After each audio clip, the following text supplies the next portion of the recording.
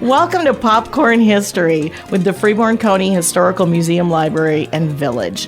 I'm Stephanie Kibler, Executive Director, along with Risha Lilienthal, Coordinator of Exhibits and Collections, and Reggie Bauer with Power 96. Hello. Yay. Collections. We're talking collections. Oh, boy. That sounds scary. Well, it sounds kind of... I think people assume collections are just, oh, here you go. I'm here to collect. See ya, right? Or that IRS man. Knock. No, different kind of collection. But the first thing that I started to type this out and kind of, figure out what we wanted to talk about, where I wanted to go today, and I'm thinking, oh my God, where do I start? Because collections... It's vast. Well, yeah. And there's... You can For a hit minute, on I thought a you said lot. fast, and I'm like, it's not fast. Well, it feels fast on my end. Vast. It is vast. Because there's condition, there's the story, there's the location, there's the care and the cleaning, there's the storage, there's rules and so many things you have to do and follow. But I figure the beginning is really when the item walks through our door, right? So donors get asked a series of questions when they come in. The biggest one, at least in my head, and correct me if I'm wrong or if you disagree. I'm not wrong because it's my opinion. If you disagree. I think the most important one is, how does this relate to Freeborn County history? Oh, hands down. Yep. Because we don't accept items that don't have a connection to Freeborn County's history or story. Right. And we have found quite a few items we're finding in our collection that don't have that connection. Uh-oh. But hey, it has a connection to somebody's history, right? Right. Yeah. So those tend to go, we donate a lot of those to other historical museums. We've given some items to Clark's Grove. Yeah. Even though there's Freeborn County history connection, but we've got duplicates. Right. We've given a piece of art to Olmsted County. Yep. One of their artists. A prominent artist in Olmsted County, but didn't quite have any connection with any of Freeborn County or even any of our artists that we found. Right. And we've even into Iowa. We've given out a Yeah. state to Worth County. Loved that fire We truck had wagon. ladder truck. We had ladder a truck fire wagon. ladder truck wagon. Yep. Thing. And they picked it up, and I think within a week they had it in a parade in Worth County. It was great. So that to me is the first question. How does it relate to Freeborn County history? We have a couple other questions. Remind me. The condition. If they're smelly. Yeah. A lot of times we can't get that smell out, and if you put it in with other collection items, so that is considered, I guess, a damaged good. If they're torn or broken or... Which, if it's... The smell is the one mainly that we're like, no, we can't take it because that can, again, ooze into another item or something. But if it's torn and it has a really good story, or we know the exact date and the people, or we have, photographs of the people, then we can overlook that. Well, and some of that, too, you can mend some items. We can repair. And so if it's in shreds, not so much. If it's super stained. One tear, but if it's one tear or something, you can probably manage. Yeah, and if it's at the seam, it's a little nicer, or the hemline. Well, and even corrosion, we can kind of do a little bit of solution on certain metals that we can get rid of that and stop it spreading. Well, even some of our tombstones that we have. I say that like we've got so many. I think we've got 3. Yeah. Yeah. We have a whole graveyard up there. On the 3 tombstones that we have, there's a method to get those cleaned. To get rid of that lichen on there. Yes, it's one of my favorite words, lichen. Well, it sounds like it should be a good word, lichen, but it's this not. Gross growth of orangey stuff. Mold. It's like a fungus, really. Yeah. And they don't lichen on there. No, they don't lichen on there. We don't lichen the lichen. Get a little punny here. Oh, yeah. But so once they come in and we kind of ask them those few questions, there is a form. And it's really interesting. I think, to watch people sometimes, because most people are like, oh, sure, I can fill out a form. But you get the ones that actually step back from the counter and are like, why? So why, Risha, why do we have them fill out a form? Well, one, so that we can keep tabs on the item and we know exactly where it's from. Also for legal reasons, so that somebody, if they give us something and then they leave and then they come back and say, hey, I gave this to you, I want it back, we have the form that says, hey, you checked this box saying you are accepting that we have the item and that it's our possession now for our records of historical portion of Freeborn County, you know. And a lot of times it's not the donor necessarily that comes back, but family members. Right. So the family members know that, no, this was given, and the understanding was it was not a loan. Yep. We do very little items, very few items on loan. Right. I think we've got one small exhibit case right now. Yep, and then one larger item in and the one red larger shed. item, yeah. So it's rarely do we do things on loan. And we also have the other portion that have the check boxes as either if for some reason we're going through our collection and we find a lot of duplicates, like we do have a lot of duplicates. There's like 3 maybe pictures of similar shape, size, similar era, time period, and maybe we don't have too much on the people that own them.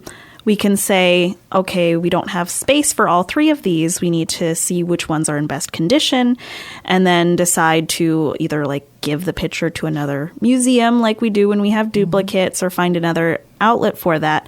But we have a portion on our sheet that says either return item to donor or dispose of item. And so giving it to another museum or something would be in the dispose of.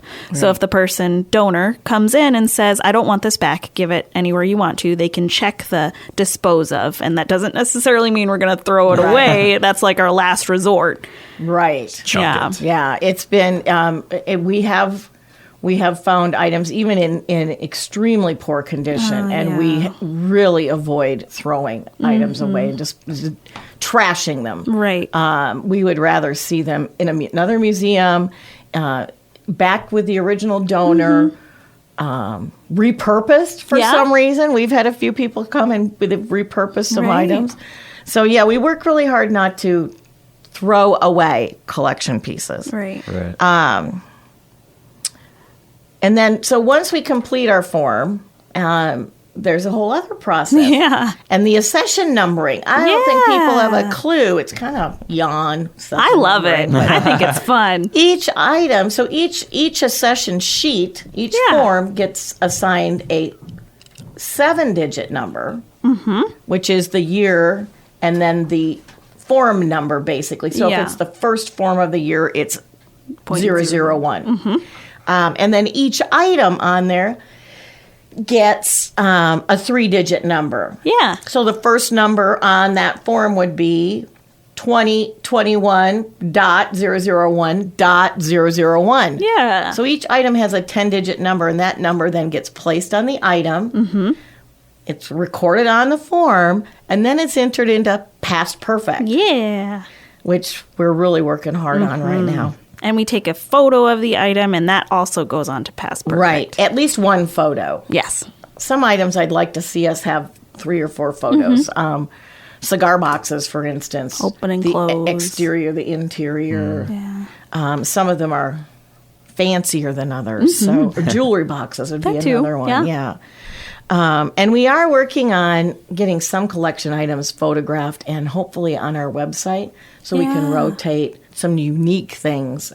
We did have a donor that gave money for a kind of a photo setup kit. So we've got the tent and the lighting and so stay tuned. Right? That'll be coming. And then once that's all done, it goes into collections. Yeah. Which I think it might be surprising to some to learn we've got 4 collection areas in the museum. Collections 1 is our main area, which houses, I would say, the bulk of our collection items. Yeah, it's like our archive and a lot of our object items, too. Yeah. And then we've got Collections 2, which houses some collection items, but are hands-on items. So a lot of times if we've got duplicates, too, I didn't talk about that. If we have duplicates that come in, if we don't give them to somebody else or they can be used for educational purposes, we'll create it as a hands-on object. So when kids tour or we go into the schools or Discover History happens, we actually have items that kids can handle. Yeah. Okay. Get a feel for, like, a crock butter churn, you might not realize, doggone, that's heavy. Right. Yeah. So we here's, also have a lot of clothing items in there too that we had duplicates of, and so kids can wear them as costumes and dress up like the era that they're trying to represent. Sure. What else do we? I mean, we have just sometimes it's weird things. Yeah. Trying to think. Seems to me I've seen some things and gone, oh, that's weird, but hey, that'll work. We have lasts, like the metal lasts from cobblers, which is just the shape of a shoe or a foot. Yeah. That they would build shoes around to the right size. It'd be fun just to get some felt and make felt shoes one day as an activity, right? Make little gnome shoes. Make your gnome shoes. And then lay them out on a person's balcony somewhere. We also use collections, too, for some staging. Yes. For incoming exhibits. Or if we know we're getting an exhibit, we might leave some items in there in an area, too, that will then move into exhibit. Collections 3, I think, is Risha's favorite room in the whole museum. I can get lost in there for hours. Oh, my gosh. It's not my favorite room. I can tell you that. It might be one of my least favorites. Oh, my gosh. Oh, no. Yeah. It's my favorite. It's floor-to-ceiling boxes of clothing, and there's rugs, and there's blankets. And hats, and hats. shoes. Don't even get me started on the hats. That's coming up. And Collections 4 is a newest one where we it's for dolls and toys. So it's at any given time can be kind of a fun room to walk into or kind of a creepy room to walk into. Yeah, that's true. That's true. We got some creeper dolls that pop up around the the corner. I remember seeing those. Oh, the creepy old lady baby doll in front of a Ouija board. There's terrifying. a few things. We'll be pulling some of those out in October for some creepy doll for some Halloween. social media because fun. some dolls are really sweet and cute, but there are some that you're just like, oh my gosh, the eyes are following me. You know which two I'm talking about in the exhibit room. They're about what, 2.5, 3 feet high? One in each corner. Well, and one of them's leg is kind of like cocked to like the side, and so it looks like it's going to like stagger towards you. Come running through the museum at Chucky's sister. Oh no.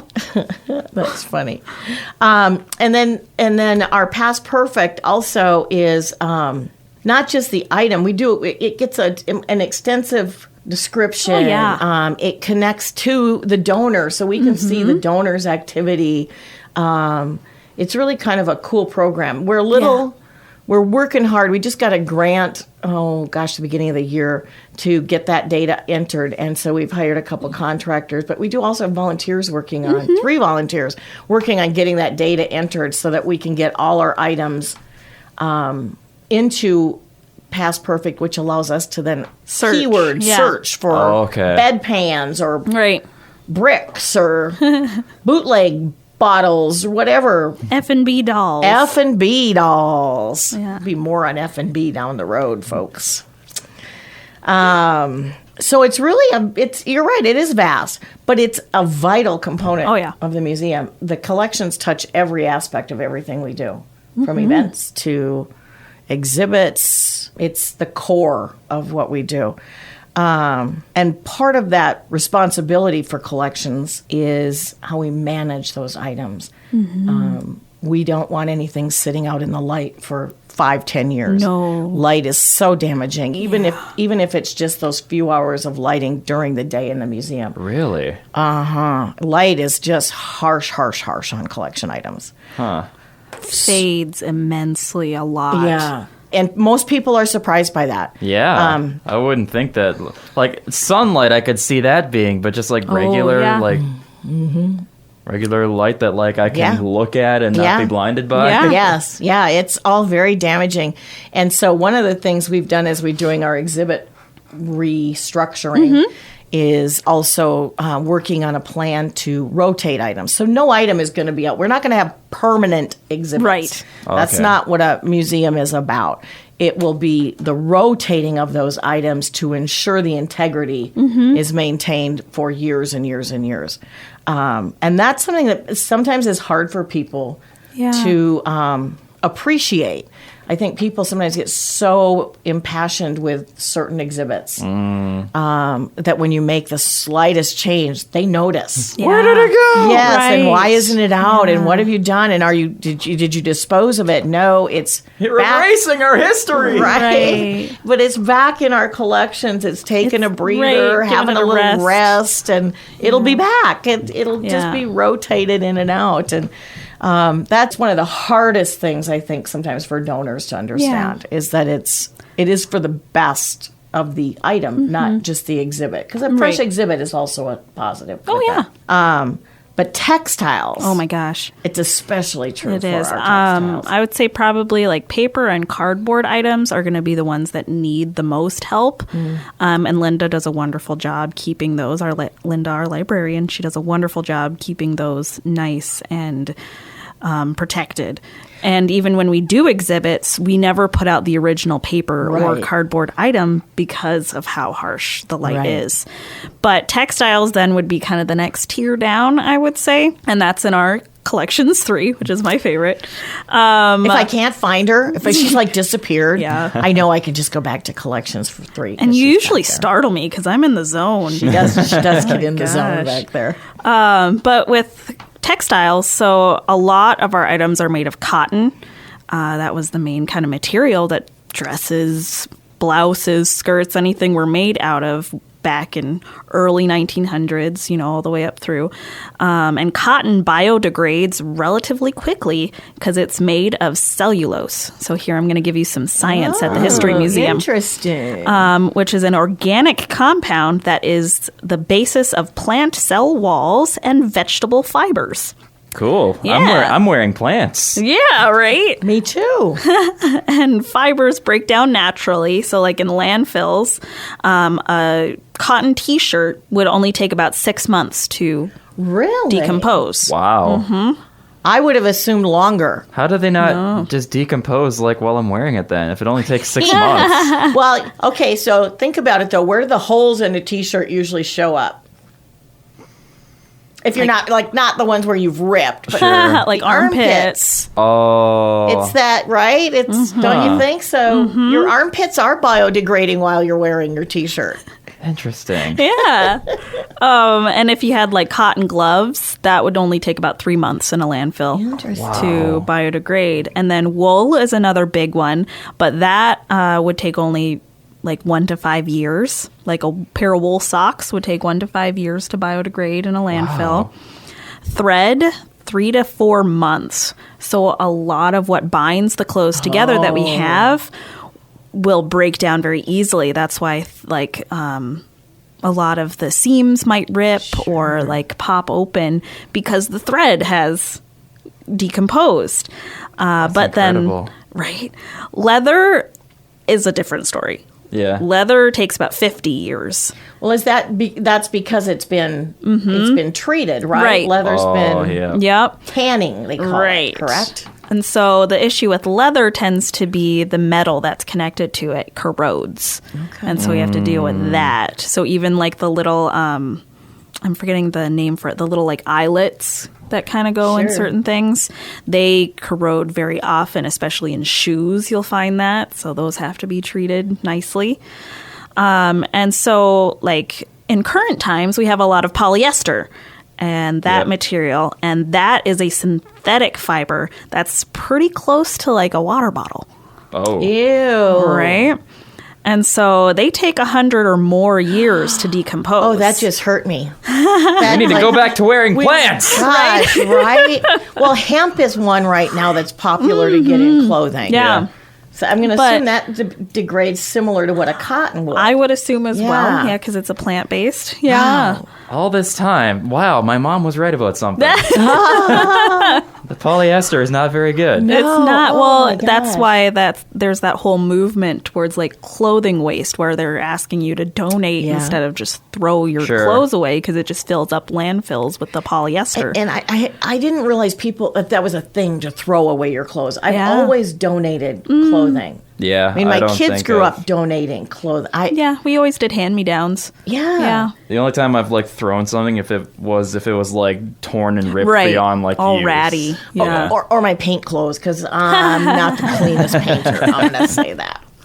I made my clothes into a work of art. Yes, Right. pretty much. But another little tidbit on cotton, because cotton biodegrades so fast, water will help it biodegrade quicker. And so that's why we don't just toss any of our collection items into the wash, because that will harm them. So that's another reason why we don't take anything that smells bad or Yeah. has that kind of musty smell. Oh, because you can't really wash it out because Right. otherwise you might open the washer and then And it's just shredded gone. and sad. And I will say, when we worked on the general store, we did find some textiles in there Yes. that were incredibly smelly, Right. but in good condition. And we attempted to wash. Yeah. They didn't shred; they didn't No. fall apart. But after the fourth wash, when we couldn't get the odor out at all, that We they were then couldn't, yeah. disposed of. They were. They were really in poor yeah, shape. It was really too bad. But this is why we use archival paper to pack both between the different pieces and even within the piece itself. So like jackets, we'll put it in the sleeves to keep the material from kind of rubbing against itself. And it provides gentle protection for costumes, textiles, artifacts, and rare books. And it is extremely expensive. It is. That's the acid-free archival The storage boxes, items are yeah. so expensive. We do have some that we're working with right now that were grant funded, and hopefully we will Get a little find bit that again. more of Do those. that again. Yeah, and the tissue paper we get especially is unbuffered, is what it's called, because it's Didn't know that. Yeah, it's used for items made from cellulose fibers like the cotton, flax, jute, rayon, and it's if you're unsure of what fabrics you have, or if they're mixed fibers, have a whole bunch of different compounds with them, it's best to use unbuffered. Because if you use buffered, it has an alkaline substance with it, like usually calcium carbonate, as like an alkaline reserve to counteract acids that may form in that material as you're storing it. Interesting. So, yeah, that's why we get unbuffered. When you because think we of don't want to do buffering, that. what's the first thing that comes to mind when you hear buffering? Like the videos, but Yeah. Yeah. Yeah. Didn't realize it was an archival thing. Yeah. Yeah. So that's a lot on what we pack. And yeah, they have to be folded all nice and neatly in the boxes. And I take them out and I photograph them on dress forums. And that's really fun. find anything on the internet. She really does love Collections 3. I do. There's one area of Collections 3. Well, There's like Collections 3 1.5. has improved significantly. Oh, yeah. We've fine-tuned that quite a bit.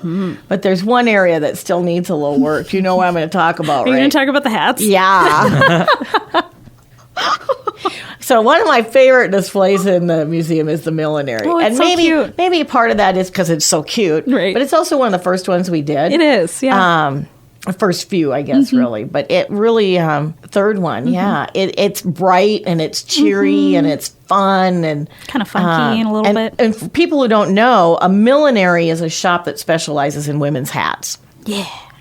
But in our Collections 3, there is how many hats? There's over 200. There is over 200 that don't have a mark on them, Right. and over 100 that are for sure accessioned with a number.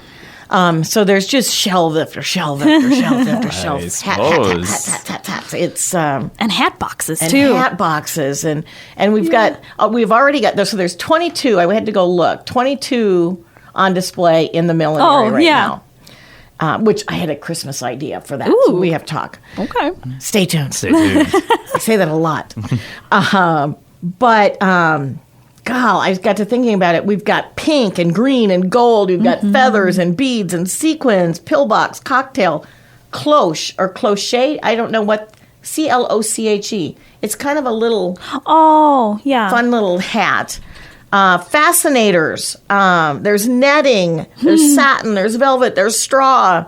It's cloche. Cloche. Thank you, Reggie. And outside of the millinery, we've got a stack of hats Yeah, for people to try pop on and take some photos, just There's like that- they left the millinery with their new hat. Right, there's that fluffy, feathery one. It's Oh, the pink bright one? pink, yeah. Ooh, I love that one. It's all like It's just covered in feathers. feathers everywhere.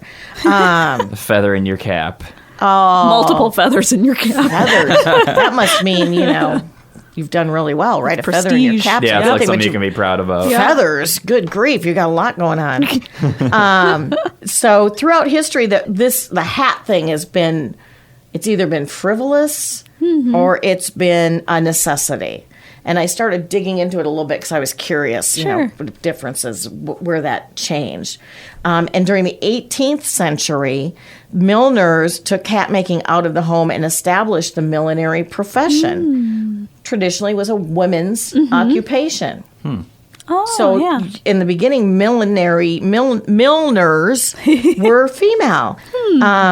They created hats and bonnets to go with costumes, but they chose out the laces, the trims, the accessories. And you can see some of the older hats are a little more, you can see through the eras. Sure. The frivolity versus the necessity. Sure. Right? Yeah, yeah. In 1860, parasols had become a fashion, and bonnets, except for cold weather, became ornamental. Oh, really? Because you were carrying your parasol. Sure, so you didn't need it. need a big brimmed hat. It just looked Sure. nice. And then, because they weren't needed, the brim size decreased. So, early Edwardian period, 1901 to 1907, it was fashionable, I loved this, for a lady's silhouette to resemble an S shape.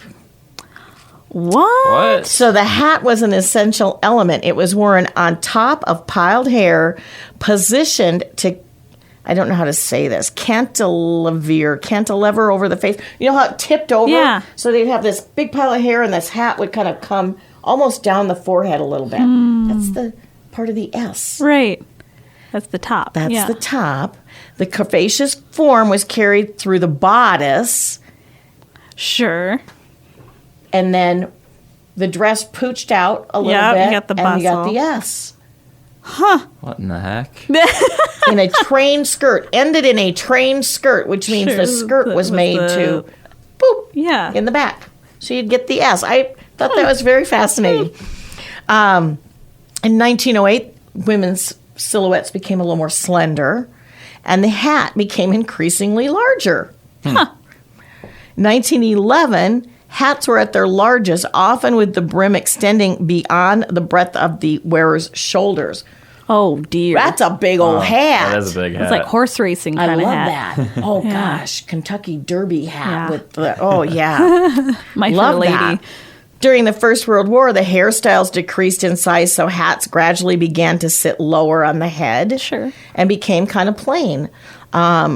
Plumes and ornate decorations were frowned on and often considered unpatriotic. Right, because they're like, we're at war. Right. Oh, sure. Right. You were Yeah. more concerned with your own appearance than you were with what was Yeah. happening and with the war effort. The rations and Yeah. Right. materials needed. Yeah, you can't stand in a line, trying to get people to buy bonds No. and have your big old brimmed hat on. Right. By the end of the war, and in honor of the soldier's girlfriend, the era's heroine, the fashionable ideal was for a youthful look.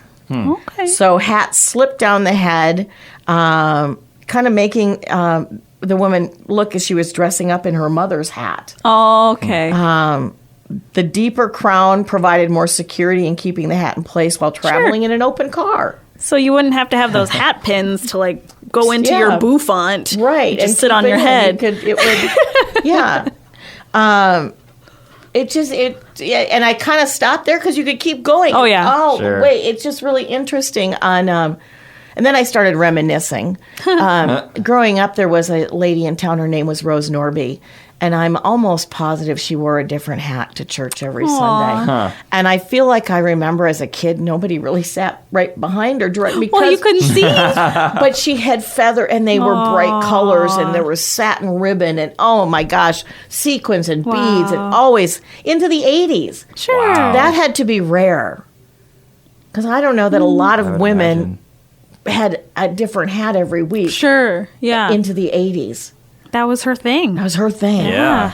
So then I got all caught off guard and just thinking more and more about the hats. And that, thinking of Rose Norby, I thought, I wonder, because I think a good number of our hats are donated by a single individual. And I thought, she must have worn a different hat to church every Sunday. I believe it. I could see it. The lady you're talking about is Catherine Claybourn, right? I know, yeah. Yeah, she was called a nucleus of our museum's collection. I love that. Yeah. Nucleus. Because she has donated over 250 items to the museum. Wow. And I'm pretty sure it's more than that, like a lot more. And she lived here most of her life, but her husband moved to Glenville with his parents from Illinois in 1878 in a covered wagon. Oh! And Like the Oregon Trail. Yeah. or the Freeborn County Trail. Ooh. Stay tuned. We've been having a lot of fun with the covered wagon travel thing this last couple weeks. So, Yeah, and it took them 25 days to get from Illinois to Glenville. is that crazy? Wow. Yeah. I took a vacation last month, and it took me maybe just a handful of hours to get to the Illinois border. Sure. Yeah. Right. 25 days, my 25 goodness. days. But Catherine Claybourn here, she helped out in our museum a lot, not only just giving us a lot of her collectibles that she had. There's a photograph we have of her that was taken by Irv Sorensen in 1964. She's sitting in the general store with another man named Harvey Nielsen. He's in the background, but you can see her sitting down, and she's wearing one of her gorgeous, big, fun hats. It's really fun. Yeah. In 1962, Albert Lee Tribune stated, "And when it comes to hats, what greater authority in Albert Lee than Mrs. Catherine Claybourn? Mrs. Claybourn has whole roomfuls of hats and is ever on the lookout for older, stranger, and more fantastic hats." Wow. Okay, who wrote that? This was in the Albert Lee Tribune. Okay. I love that. And it says, "What she can't find, she designs."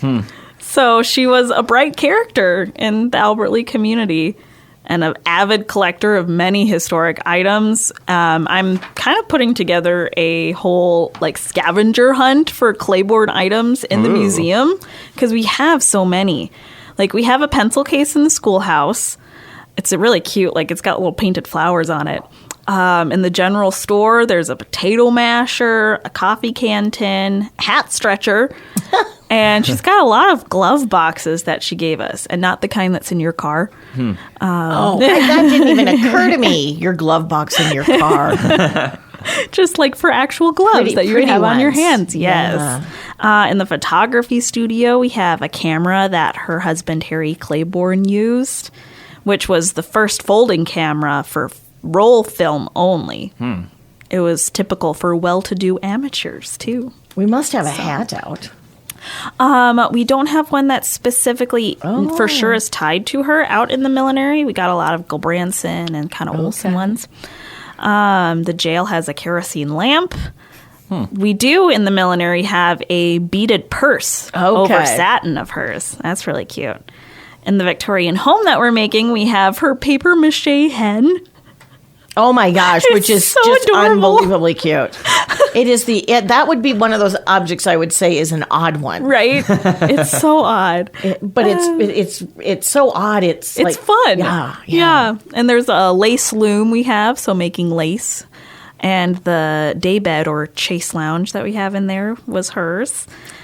And the final thing that we have out right now that I can think of, that I could remember, is her little shell calling card case. Which is also awesome. So explain, because some people may not know what a calling card case is. Okay. This was something that I learned when I worked at the Hubbard House in Mankato. When you walk in, there's a little table in the parlor usually, or like right next to it, that was one of the main questions we would ask. What do you think this table's for? And the answers are usually like, well, it's an end table, or it's a plant stand, or no, it was a calling card table. And that was when, before cell phones, before phones, before anything, people would come to visit. If you weren't there, they would leave their calling card to say, hey, I came to see you. You weren't here. Call back, come over to my house next time or something like that. Or just so that they knew, hey, you had a visitor. This person you missed is looking it, for you. And so a calling card case, they could put it in there. But I believe that might have also been used during dances too. Oh, interesting. That would make sense. For like a dance card case, Sure. Because people would, when you say reserve the first dance, they would actually have Give you a card that they would reserve your dances. Yeah. That's incredible. Yeah. And they were, they're not like, so we have business cards today, Sure. which is similar to a calling card. Kinda, yeah. These were a little larger, I Yep. think, than a business card. Well, they couldn't print as small as we True. could, Oh, yeah. True. Yeah. Very fascinating. Yeah, we got a lot going on, and the Claybourn collection is definitely the prominent. big, great scavenger hunt. Yeah. Keep people busy for a long time. Right. Yeah, I like that idea. Huh. All right. I think That's a long... That was a lot today. I don't think I can eat popcorn. My mouth is tired. Oh, I want popcorn. I'm What a hungry. shame. What a shame.